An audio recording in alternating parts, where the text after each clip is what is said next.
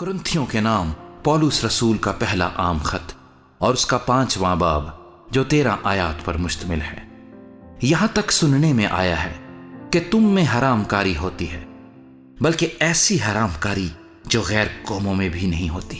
چنانچہ تم میں سے ایک شخص اپنے باپ کی بیوی کو رکھتا ہے اور تم افسوس تو کرتے نہیں تاکہ جس نے یہ کام کیا وہ تم میں سے نکالا جائے، بلکہ شیخی مارتے ہو۔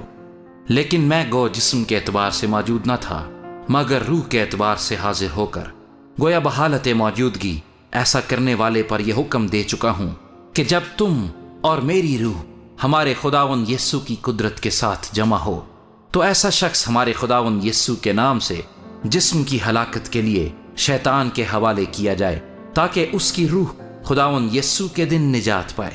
تمہارا فخر کرنا خوب نہیں؟ کیا تم نہیں جانتے کہ تھوڑا سا خمیر سارے گندے ہوئے آٹے کو خمیر کر دیتا ہے؟ پرانا خمیر نکال کر اپنے آپ کو پاک کر لو تاکہ تازہ گندھا ہوا آٹا بن جاؤ۔ چنانچہ تم بے خمیر ہو کیونکہ ہمارا بھی فسا یعنی مسیح قربان ہوا۔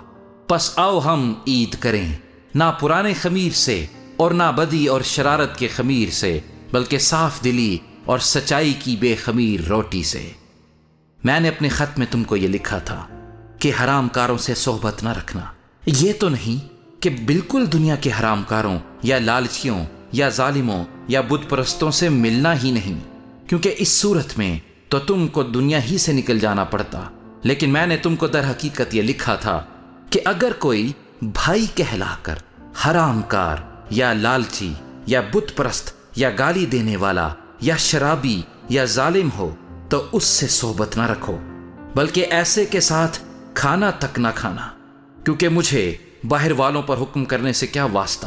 کیا ایسا نہیں ہے کہ تم تو اندر والوں پر حکم کرتے ہو مگر باہر والوں پر خدا حکم کرتا ہے؟ پس اس شریر آدمی کو اپنے درمیان سے نکال دو۔